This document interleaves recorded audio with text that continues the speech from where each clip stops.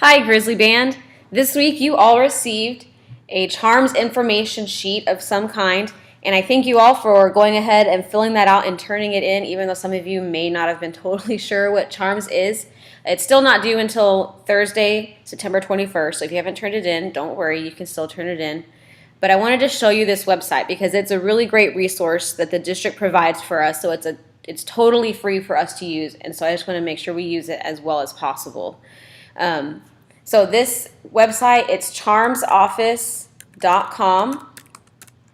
You can also download an app just called Charms, and just be careful that you download the parent-student app, not the teacher app. Just download the correct one.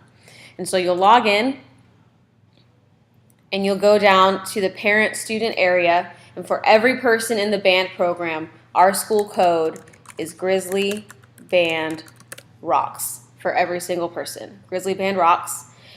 Enter the parent-student area. Your password the very first time you log into Charms is your student ID number. And when you enter the first time, it'll immediately ask you to change it. So I'm going to change my password. Put a hint so I remember it next time I come back. And so now I'm inside Charms. So from now on, you'll still have to put in the school code. That's kind of like your username. And then whatever password you updated it to, you just put that in. You don't have to change it every time you come in.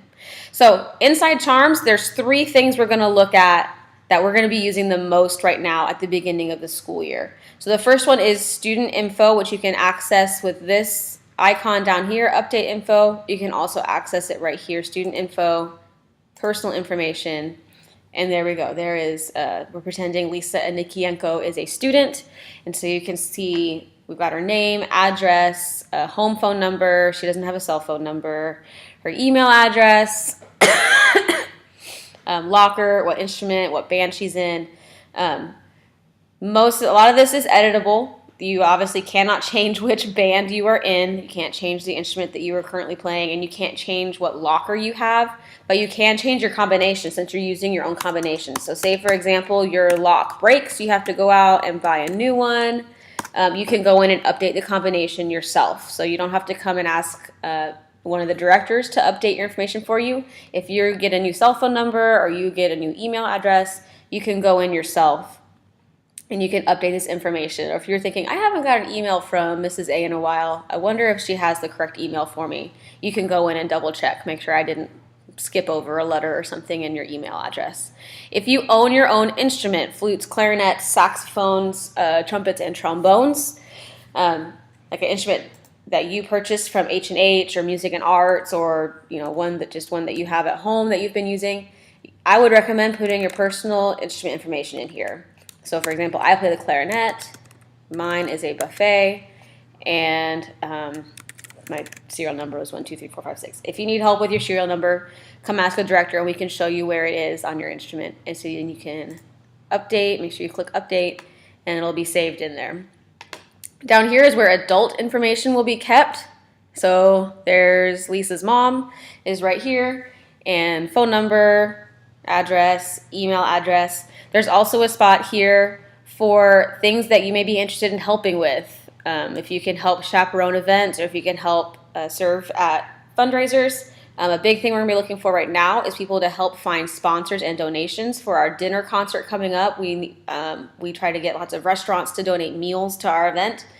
So if that's something you can help with, you just click here and it'll make a list for me to know who's interested in helping with that. Say, for example, you only have one parent in here. You need to add the other parent, or you need to add grandparent. We really prefer that every student have 2 adults in the system, just in case, because we take trips and things. We want to be able to get a hold of someone just in case something happens. You can add a new adult right here, put their information in, and update it. So all of that you can do with your own login. If you have more than one student, you just go right here to multiple students, enter the school code in again, which is Grizzly Band Rocks, and then the student password, whatever that is, and then link their accounts. So this way, if you have 2 students in the band, you're not having to log in 2 times every time you want to check on their information. The next thing we're going to look at is forms collected. So this week students received quite a bit of paperwork, but the things I need back is the band handbook signature page, the band shirt order form, and the charms information sheet, which unfortunately Lisa Nikienko has not turned in their forms yet, but it's okay because they're not due until Thursday. You have till September 21st to turn it in. But if you haven't seen this form, you lost the form, you can't find it anywhere, you can just click right here, and the forms are uploaded in Charms. You can print it out, fill it out, and turn it in. That's true for all of these forms. They're all right here where you can just go in, download them, print them out, fill them out, and turn them in, and then we'll check it off that they've got turned in.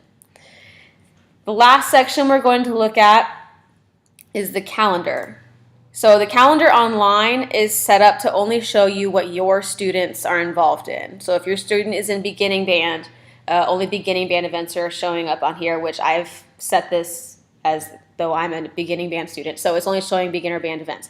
Students received a hard copy of a calendar to keep in their binders, and that shows everything that every group is doing. But online it shows just what your group is doing. And when you click on events, it gives you some more details, whatever I have available. So right now we have instrument night is in the cafeteria, and they'll be here to set up rental plans, and you can also take care of ordering your shirts and binders at this time.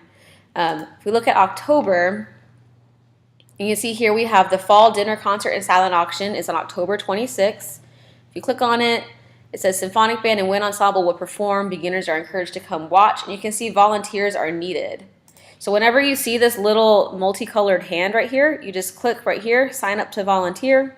And you can see we need some people to help clean up the cafeteria after the concert. We need help at the check-in table. We need help monitoring the silent auction table. And we need help serving food. So if that's something you're able to do, you just type in your name and your contact information, hit sign up, and it'll let me know that people are signing up so we can make sure that our event is a big success.